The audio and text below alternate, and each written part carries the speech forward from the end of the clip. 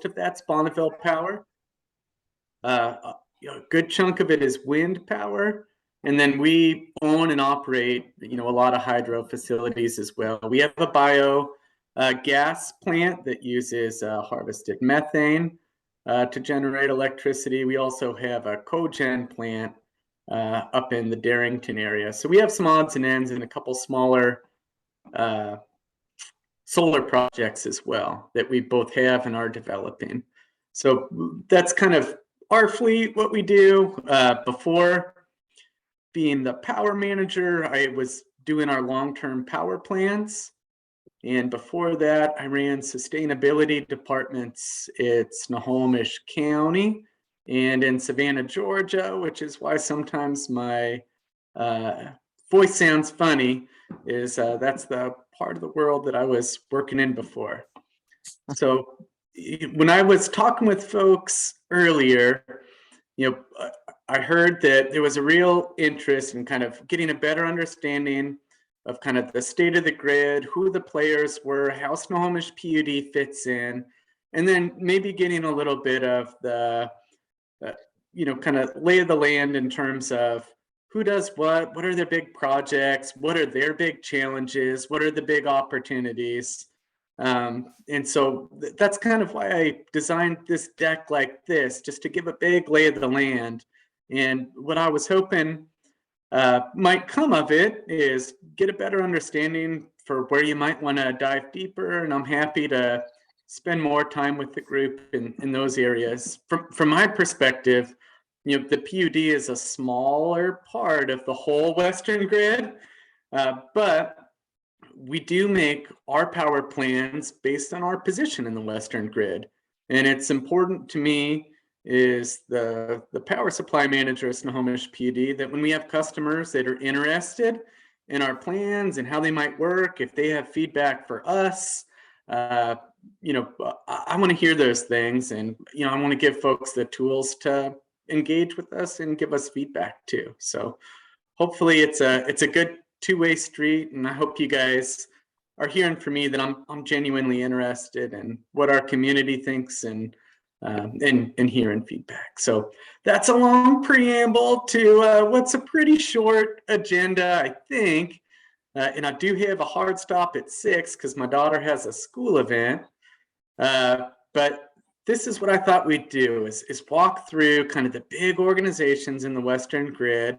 I'll try and give you my personal perspectives on some of these things, and also kind of hear your questions and get some feedback there. But wanted to break apart kind of whose roles and responsibilities for what portions. And so wanted to start with the lines themselves.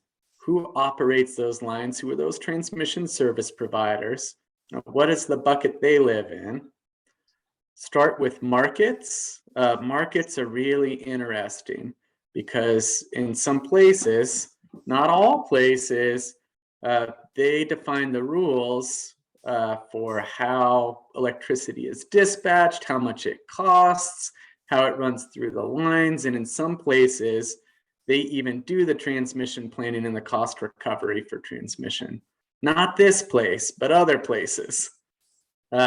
Wanted to talk a little bit about some of the regional organizations that are responsible for planning, because when we're talking Western grid, there's a lot of entities that have bigger kind of planning focus areas than we do at the district.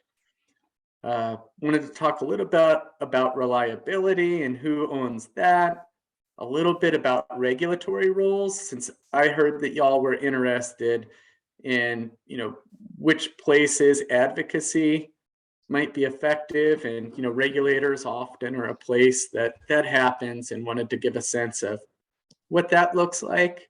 And then just a little bit of potpourri at the end. We've got a power pool in our region. That's kind of an interesting thing. And there's a resource adequacy initiative that our power pool is working on.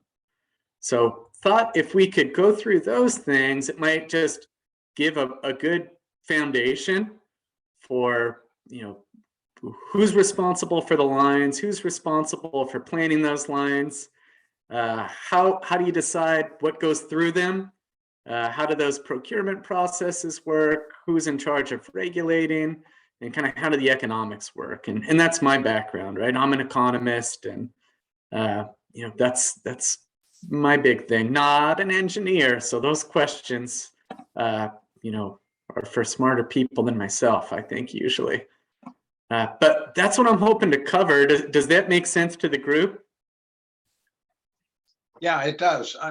For me, I think, and I'm seeing nodding heads. So let's go through this. And I really appreciate the fact that you've got this structure, and then you're looking for feedback and the potential for drilling down in areas where we might need a little more information. And I really appreciate this, Garrison. Thank you very much. Let's go ahead. Unless there's other questions. No other questions. Okay. Great. Then, I thought maybe a provocative start might be asking the question, what Western grid? Because there's a lot of ways to look at it. On the right-hand side, there's a picture of WEC, which is the, Western Electricity Coordinating Council, I believe. Yes. But this is their... That's what it stands for. Yeah. So you can see the transmission lines running through WEC on the right-hand side there. All of the bubbles are the operators of those transmission lines. On the left-hand side, you can see a much bigger, set of bubbles for the balancing authorities that are responsible for reliability in those areas. And within those bubbles, there's even more entities, and those are the utilities responsible for procuring electricity, running the distribution systems inside of those higher voltage kind of transmission pathways and those balancing authority areas. So there's a lot of different ways to think about the Western grid. So wanted to unpack those things. For transmission, we contract predominantly with BPA for transmission, but we also have access to transmission from PowerX through contract. They're in British Columbia. Some with Puget Sound Energy as well, our neighbor to the south and north of us.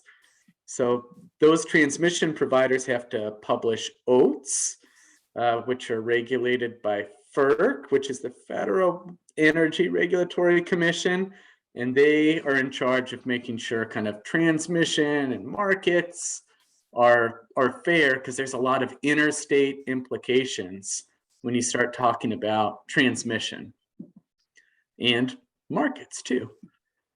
So that's, kind of the high level, those entities, right? Those are service providers, but, regional planning looks different than service provider planning, and there's contractual relationships with those service providers. And I'll talk a lot about BPA, who's our service provider, and some of the unique challenges that they face, because I think that'll be really interesting to the group. Power is what a lot of people think about when they think about the grid, and that's a big part of it. That really is one of the PUD's big obligations, right? We're responsible for making sure that we procure enough electricity for our county. That's my main job. And, as we look into the future, it's going to be a pretty challenging job with the growth that we expect.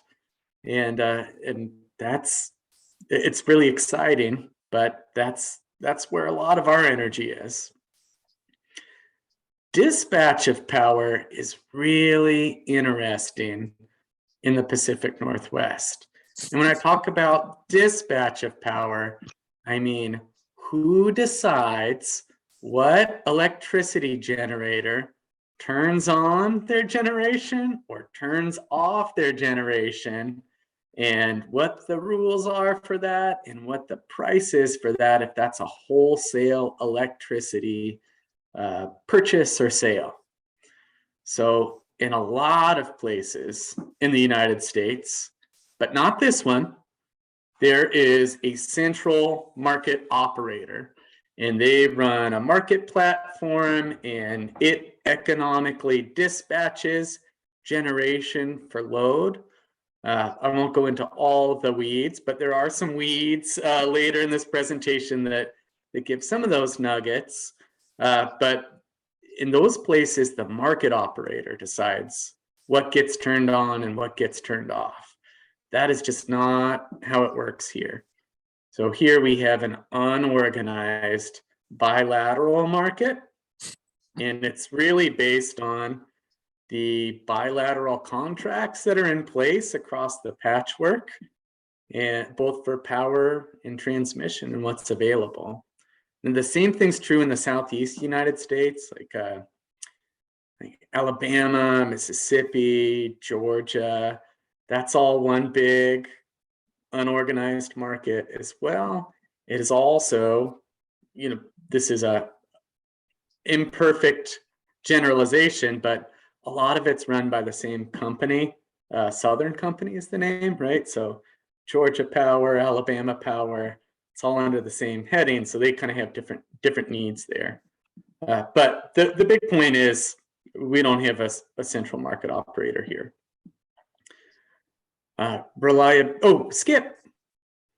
So that's something we can come back to, I hope, because it seems to me the lack of a central market operator puts at risk any planning that you have for adequacy. Yeah. Is that not?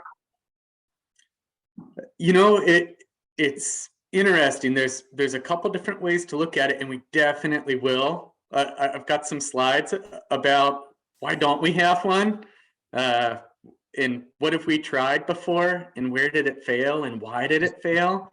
And I think the 7 times our region has tried, and there is multiple efforts now to get one going again. So those exist, and we're at the table for those. But you're right, that's an area with a lot of opportunity. But the key is, if done correctly, and if not done at the expense of Washington state ratepayers, and for me, Snohomish County ratepayers, it has to make sense, and I'll show you where it broke down in the past. Okay, we can come back to that, but I suspect it's like the SPP attempt that you were talking about, and also RAP. Those are the ways that you might sneak into having a central dispatch. Those are the ways. Yep. Okay. So yeah, you're right on point to zero in on that, because I think a lot of these slides will say, hey, all of these organizations are thinking about markets, right? And what do they expect markets to do for them, and what's the pathway there? Very good. Thank you for that question. Yeah, of course, Skip. So reliability, not going to spend a crazy amount of time here, but the big hierarchy, right? NERC set standards, so National Energy Reliability Council. There's 6 entities that report to NERC. WEC is one of those entities. So WEC is kind of tasked with setting standards that work with NERC, monitoring those standards, enforcing those standards, and they send that downhill to the balancing authorities.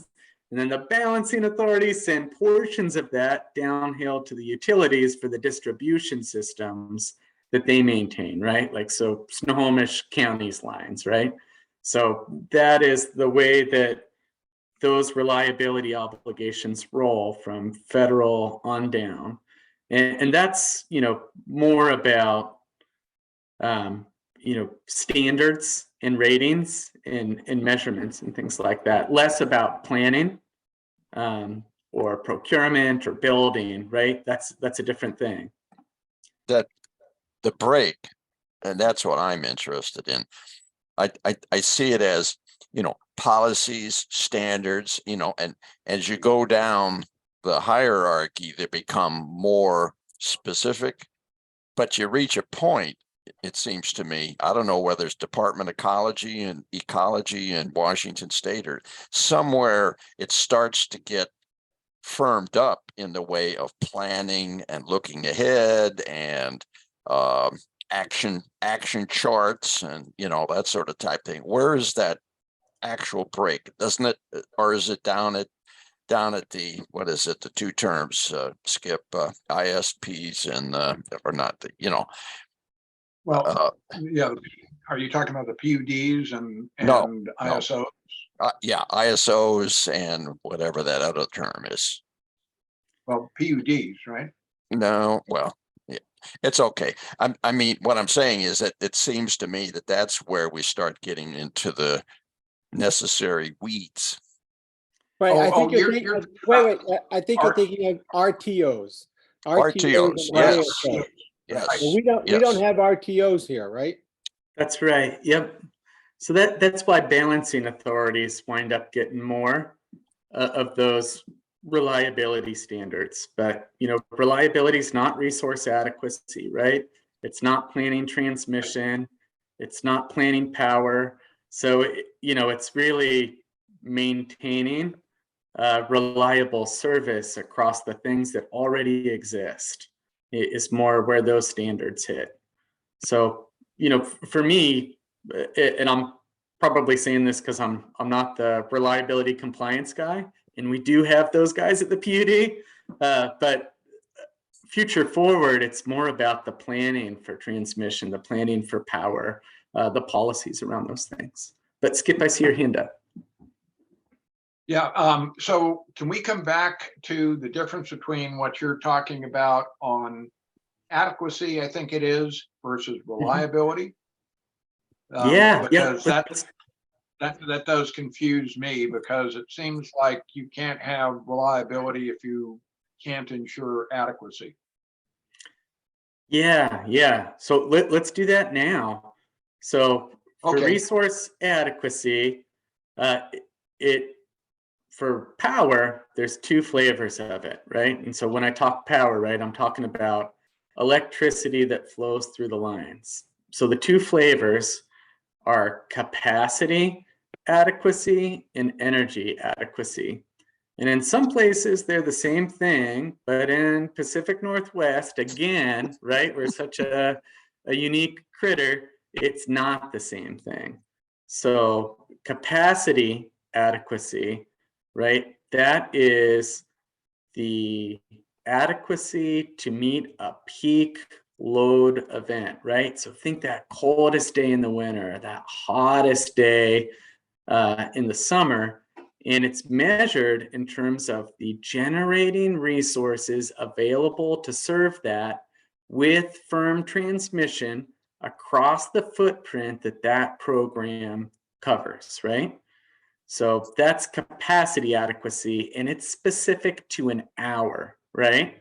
And the gold-ish standard is reducing events to an adequacy standard of not worse than one event in 10 years from an adequacy perspective, right? Correct. Events The NERC being blackouts or brownouts, right? Yeah, okay. But the Blackouts or NERC brownouts, yeah. each PUD is required by the FERC and the NERC, right? By NERC anyway. That's a requirement by NERC, not to have a loss of more than 1 hour per 10 years. Is that not correct? Where does that requirement derive?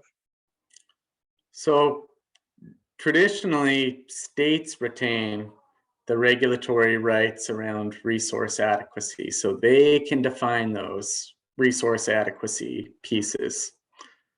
Oh, Huh. I thought I read that in the NERC guidelines, either that or the NERC or the FERC. But anyway, okay. So peak, I'm sorry for the interruption. Peak generating resource specific to the hour is capacity adequacy. yep, Is that correct? that's Okay. right. That's flavor one. Flavor two is energy resource adequacy, which is a longer period of time, right? Now we're talking multiple hours up to days, right? And this is a harder one to do, right? Because you're talking about more heat waves, cold spells, those sorts of things. Some resources are really good at being able to serve a peak hour, but can be really bad at serving lots of hours or lots of days. And those resource types are ones where you can't control generation or where that generation is fuel constrained. And that's the reason the Northwest is unique, is that our best capacity, our best clean capacity is hydro. It can ramp up and serve an hour at the expense of using the fuel or the water of future hours. And so you may be able to serve an extraordinarily difficult hour, but you may not be able to serve 72 consecutive extraordinarily difficult hours. That's part of the reason that our region has started with a capacity adequacy program, and we don't yet have an energy adequacy program because they have to work together. And we needed one before the other. And capacity adequacy programs are the most widespread across the United States and are usually the platform for other things like markets. So we are in the beginning stages.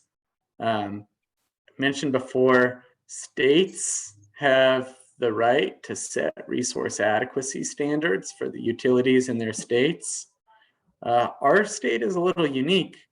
Our state requires us to define the resource adequacy metric that we're complying with. And so we do that. And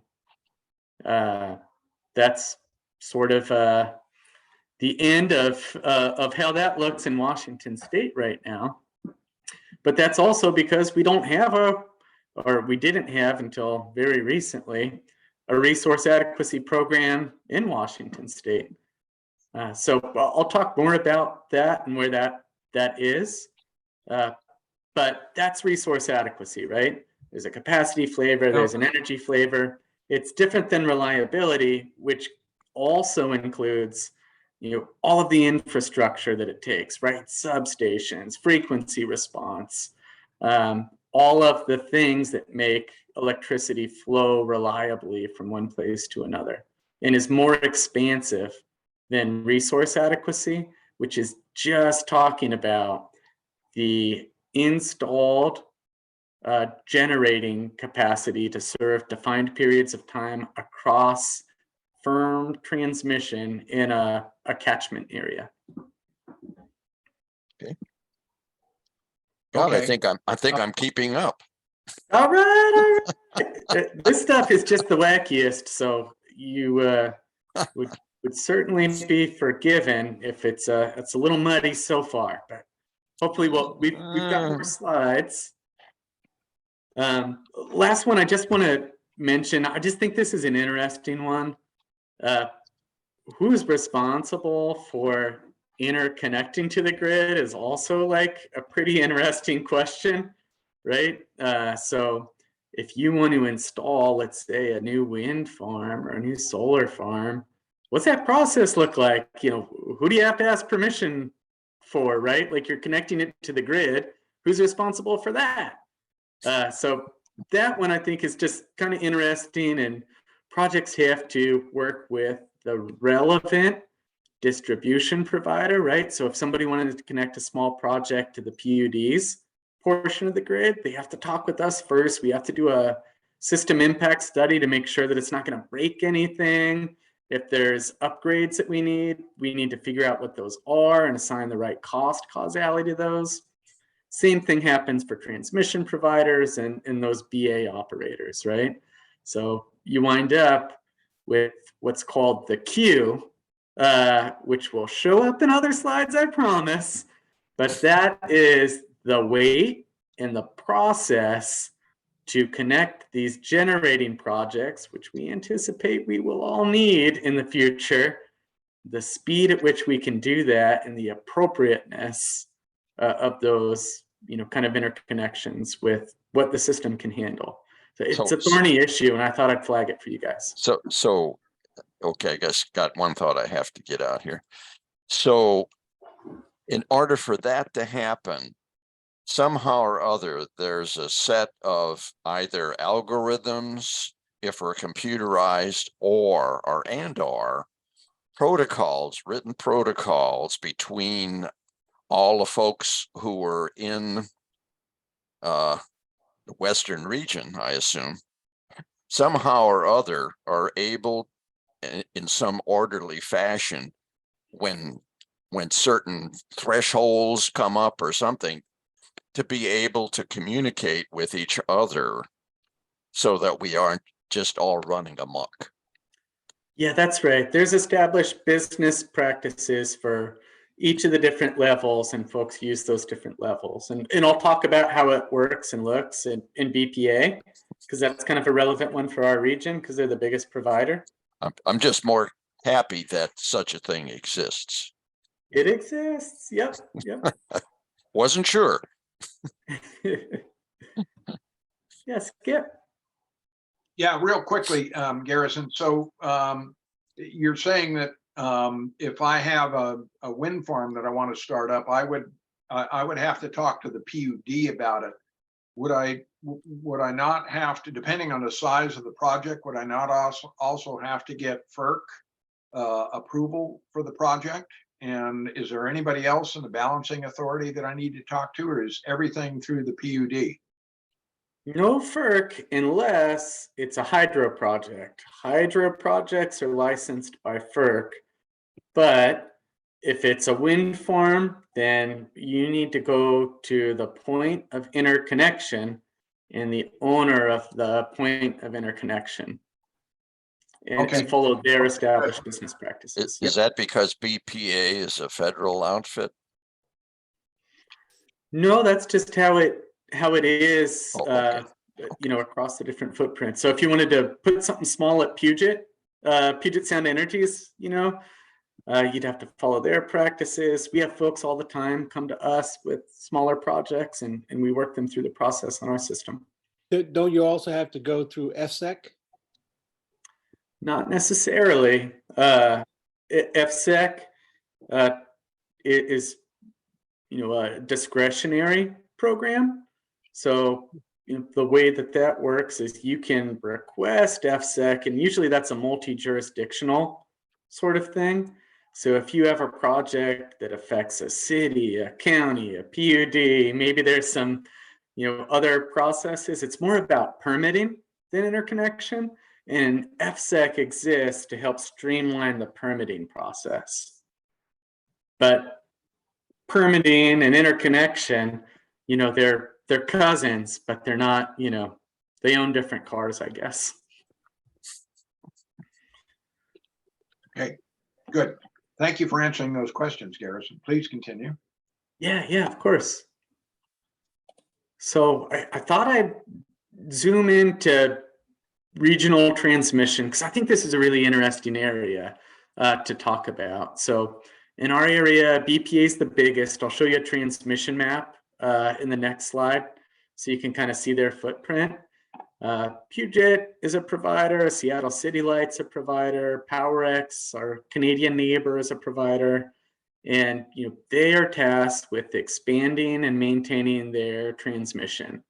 So they are the ones that are in charge of that for their lines. So there's a firewall between the transmission side of the house and the generation side of the house by law, for these entities, because a lot of them do both, but they're different parts of the same organization, so that there's no, undue advantage to their generation wings, right? Because of their relationship to the transmission. And they don't really do a whole lot of controlling of what generation happens, right? They're establishing the rights to transmission pathways, and only in odd circumstances do they get involved in what generation happens. One way to think about this, right, is yeah, they're kind of building toll roads, right? And so they build the toll roads, they sell the rights to the toll road. Maybe the PUD bought 1 lane of the 6-lane road, and we bought the lane, and we have to play by the rules of the lane. And we have to schedule and provide, transparency of what we're flowing across the lane. But they're not really involved in the generation or the driving of the cars across the lane, right? So they are kind of distinct entities that do that. That's different than an RTO, right? ISO kind of construct where they're doing all that stuff. That's just not what we have in the Pacific Northwest. And that makes us unique. We talked a little bit about these OATs, which are the open access transmission tariffs. They get filed with FERC. FERC approves them because they have regulatory oversight over transmission, because it starts being an interstate thing, right? And regional transmission providers, they just recover costs through those OAT structures. They're all across the West, and their big challenges. Skip, I might do these last 3, and then I saw your hand for sure. Right. And I've got this same format for all these organizations, just in case it kind of keeps things, consistent. But I think their big challenges are that they're really slow to build. They're aging because they were generally built a long time ago. And then these queues we were talking about, they all generally have big queues. Their big opportunities, though, are they're in charge of their queues. They can reform those queues and make them better. Federal funding, the Inflation Reduction Act had some money in there. Infrastructure bill, there's some money there. And then if the transmission pathways are more efficiently used, you can get more out of that road, right? And so that's a market implication there. And the regional vision, or kind of what's going on there, it's basically queue reform and markets efforts. We're not seeing a lot of big visions for building the grid or expanding the grid or those sorts of things. So Skip, you had your hand up a second ago. Yeah, real quickly, it would be good to have a picture of this, at least in my mind, that you say they've got a firewall, which in my mind means that they are, you've got a region, let's say they are, or at least maybe a PU down to the PUD level. And then in between those PUD levels are the regional transmission providers, that line that goes in between them with disconnects. Is that what that is that you're talking about? The regional transmission providers don't generate anything, they just connect the pieces? No, I'm talking about something slightly different. Like maybe a good example would be, BPA provides transmission and power, right? But they have a transmission part of their organization and a power organization, and they can't give sweetheart deals to their generation side because there has to be a firewall there, right? So same thing with like Seattle City Light and Tacoma, those folks, right? There's an internal firewall to make sure that the OATs are kind of, there's fair open access. Is that a legislative requirement? Are you talking about playing fair, or are you talking about mandated to do it that way? Yeah, I'm probably a little over my skis here on the exact, source of that. But what I was wanting to express here is that when you're dealing with your transmission service provider, you're really dealing with that part of the organization. You're not necessarily dealing with the whole organization, right? They're a separate part of it. Gotcha. Okay, got it. So does each PUD have that? Does No. each PUD have? Oh, okay. But if a PUD is generating power, in other words, if you had a wind farm that Snohomish PUD owned, would you firewall those? I guess it's hard for me to surmise our exact situation here, but we do have wind farms and we buy that transmission from BPA for it, right? Like our PUD doesn't have a transmission arm because that's not really our core competency, and BPA's network is all around us. And we have rights to that transmission network. So that's really what we do. Okay, this is not critical for me to understand exactly. I understand the firewall, the concept, and the generator. The generation portion is firewalled from the transmission portion in these regional transmission providers.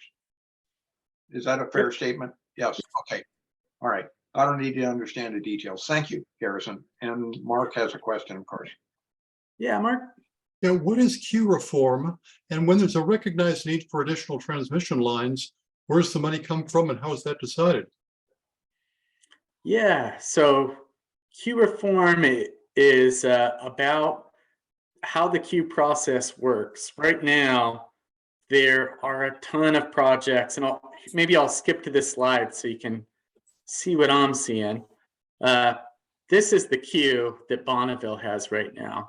It's let's call it 125-ish gigawatts of projects, and that's many multiples of the installed generation in our region now, right? Like this is a huge number of projects, and not all of them will be built. Like this is more than would serve our region, right? Not all of them are real projects or projects that have good prospects of being developed, but they're all in the queue.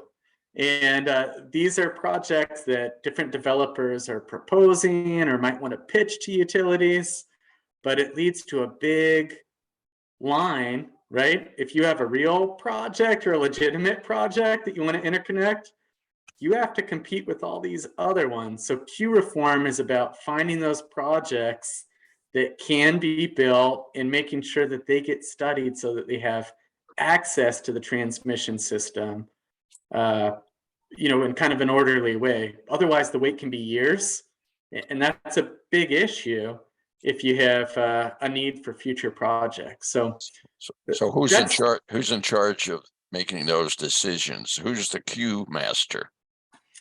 Yeah, so it's those that are in charge of those points of interconnection, right? And BPA is the biggest. Okay. So they're starting to do some queue reform, and that's great, but it's a really big problem. And but I wanted to call that out because we have the transmission system that we have right now. They're super slow to build. So we need to get projects into that transmission system efficiently so that we can have those generating resources that we might need. So when they came down and visited us, you in Tacoma, did they talk about any of that stuff? A little bit. Their plan, or yeah, they have. And if you go to BPA's website, they had a meeting a couple weeks ago. That's what this slide is from. I took it from that. And so they are working on some things. They're going to study projects in clusters. They're going to raise some of the costs of what's called wholesaling positions, or people that get in the queue so that they can sell, the pre-development to somebody else. And a lot of these projects, maybe won't happen because there's a lot of wholesaler folks that are hoping something might happen, but it's not a real project quite yet. So they're trying to crack down on that sort of stuff. But that's just part of the problem, right? The other part is this. So on the left-hand side, that's the map of EPA's transmission system. So it's the biggest in our area. It's most of our portfolio, right? We have, I think, 1,928 megawatts of transmission, which is a lot. But the right-hand side of the graph is the decade at which that was built. So Wow. all the way on the left, right? Sorry, I had to get really close to read it. A lot of it, right? 1960s, good amount in the Yeah. 70s, okay in the 80s. And then it just falls off, a cliff, really, right? And there's a lot of reasons for that. But like that is one of the big problems, right? Like these bar charts have to start going up significantly, and they're really slow to build, right? They can take a decade or two to design, to permit, to build, to acquire the rights of way. And this trajectory, if this was a trend line for the future, it probably wouldn't work very well. So those are the two big transmission provider problems: the ability to build large scales of new transmission quickly, and then the queue, right? Like even if you built 50 megawatts, we just saw, or 50 gigawatts, we just saw 125 gigawatts in the queue today, right? So clearly that's not a match. Can you point to where the folks are working on attempting to, somewhere in the process, somebody has to be talking about changing business as it's done now to reform the process itself in order to meet the timeline so that we aren't all dead by the time these things get into place, right? I mean, we're pushing for 2045 or in Snohomish's case 2030. Mm-hmm. Still don't know how you're going to do that, but at the same time, that's wishful thinking if it takes forever to get these projects through and structured and then incentivize the provider, the folks who are looking to develop, developers, incentivize them to the point where they'll speed up the process, and then they're going to fall back and say, we would be doing it a lot faster, but it's the process, a governmental process that you got set up here that makes it so slow. Well, that's one of the few things Manchin did well, was propose to streamline the processes for permitting high voltage transmission lines and nuclear power, all that kind of stuff. And the Democrats killed it. Being a Democrat myself, but they killed it because they were worried about coal. Well, we're not building coal. There's no way we're going to build coal. So that was too bad. It slowed us down. Now, permitting reform is one of the agenda items for CCL. Yeah. And Jim mentioned a really good one earlier. So FSEC would work really well for transmission line development to streamline that permitting process.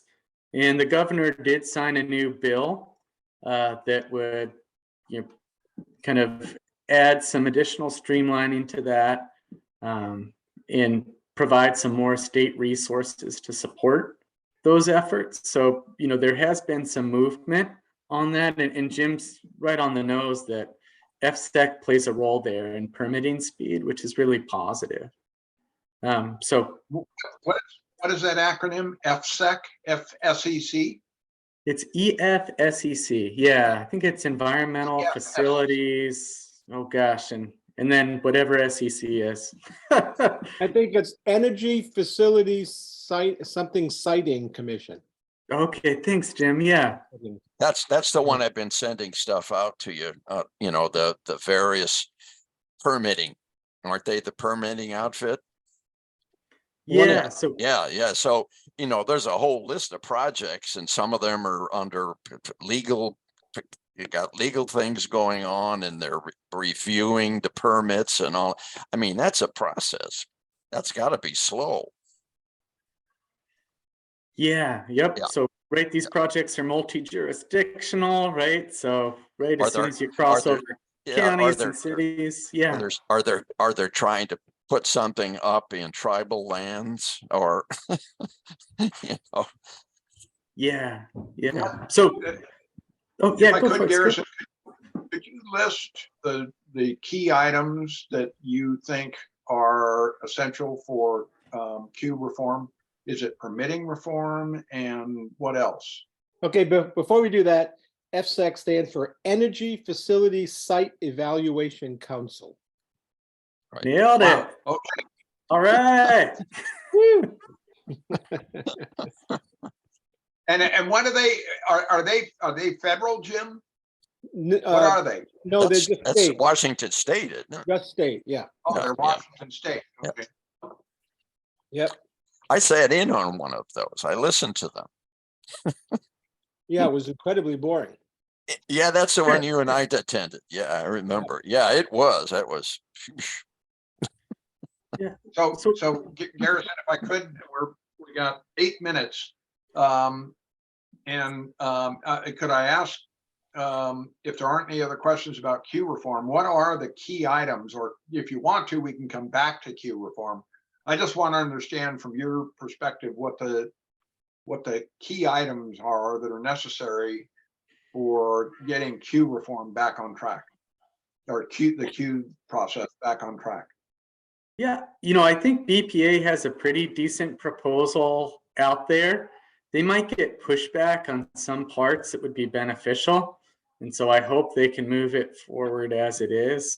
One of the parts they might get some pushback on is they're talking about requiring site control for programs to be, or projects to be in the queue. And that would mean that folks would need to spend some real money on potential parcels where projects would be to have site control. And some folks might not like that, but it also makes the projects more real and thins out some of the projects from the queue that might not be real. And that one is kind of a controversial part of the proposal, but I think it's a smart one. And, the list just needs to be those projects that are real. So that's queue reform. The FSEC permitting pieces, I think those are positive. Markets make more efficient use of existing transmission. So market development activities could help better use the transmission that already exists. And then I think there's just maybe an X factor out there that, we do have regional transmission planning organizations, but we don't necessarily have a big regional vision for the transmission system that we might want for the future. And transmission costs a lot of money, and people don't love to spend it, but we might be at a place where we need a new vision. We built a lot of transmission, in the 50s and the 60s, and we've benefited from that for decades. But the graph on the right kind of shows where we're at recently, and that's more of a public desire thing, and a big public vision thing. And I think if there was that big public desire, that could also help. So that's So is there, that's what we there do. fund- I think is there what he's giving us a hint here, Skip, I think at least that if we're to do something as CCL, given that a lot of our efforts and so on have been at the congressional level, I mean, maybe we're in a position to, using our policy objectives and what have you, to move some of the things that need to be moved by just letting our congressional people know what we think needs to be done. You may need to write these out for us, Garrison. So we can talk intelligently on these subjects. So is it in that, and Lee, I want to have Garrison call on you in a second, but is there a funding pool that's essentially needed for this to happen at the state level or the national level? That would be entirely awesome, but that is not how transmission service is funded on a regular basis, right? It's funded through cost recovery from those oats from the people that buy those lanes of the highway, right? And so that can be a challenge, right? When you're trying to build new lanes and you need firm commitments and all the capital backing, all of those things, right? So it's a tricky thing funding new transmission. Because of that, external funding could be really great. Is there any science going on, a technology of improving the capital structure, the of how transmission is put together? I mean, you know, is it all great big cables now? But can we do something different that would make it more efficient?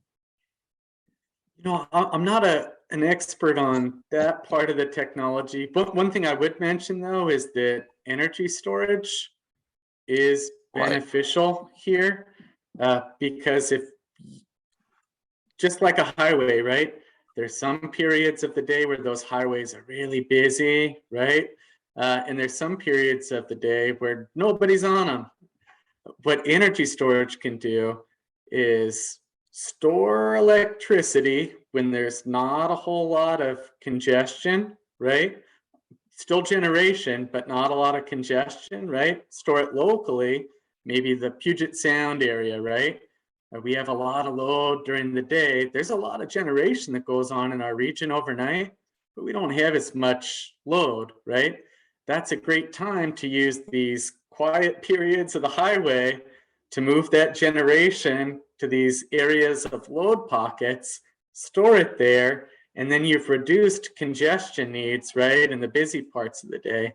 So there is that new technology. Batteries is the big one right now that can mitigate this. Dr. Conca So has Jim, made us. so let make me us let me understand. interrupt here. Let me interrupt. Go ahead. If you don't mind. We've got 2 minutes, and Lee had a question.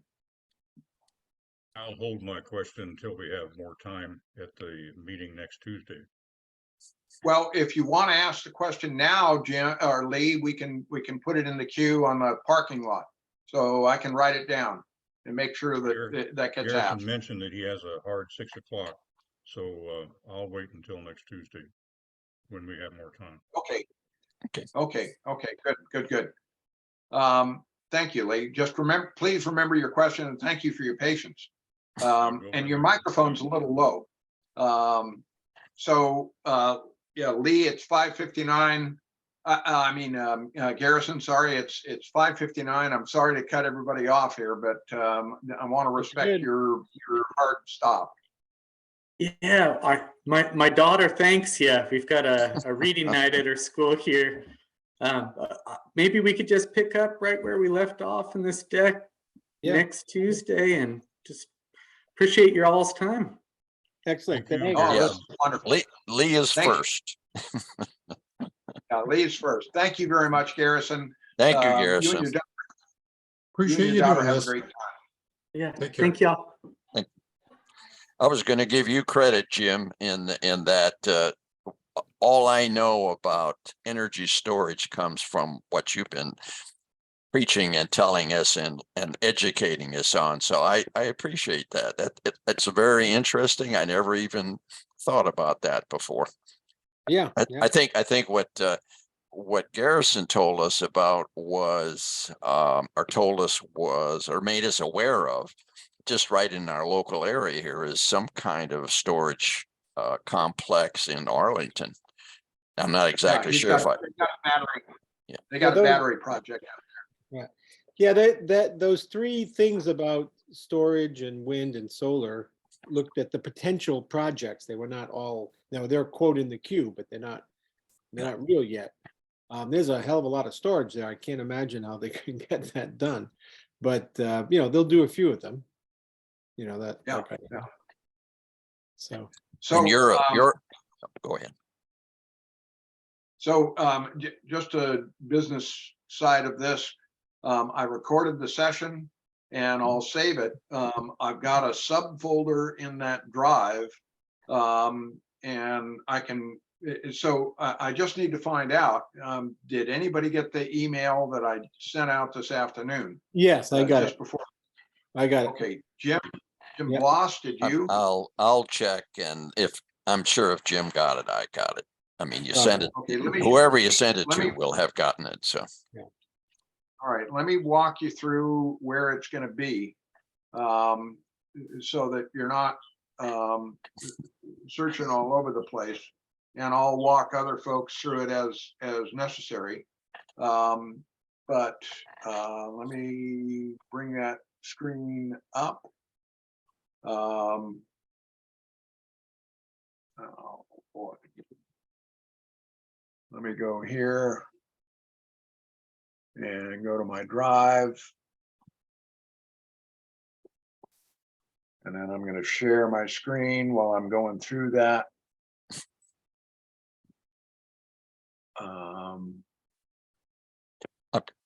I've got a hard It's my stop at drive. 6 o'clock also, so I'm hanging in here like I don't have anything else to do, but I'm supposed to be in another meeting right now, so I gotta Okay, go. well, Okay, doke. all right. Sorry. Yeah. I'm sure I'll find it. And when I get it, Skip, I'll send you an email, okay? Well, no, just give me a call and I'll Yeah. walk you through it. Oh, yeah, okay, I see it. Thank Okay, you, and so- thank you for checking in with us. I mean, being with us, Jim, you're a valuable asset for this, all that we're going through right now. Thank you. Thank you. Okay. Bye-bye. Bye-bye.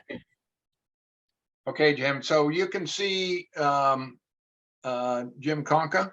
Oh, you're gone too. All right, everybody's gone.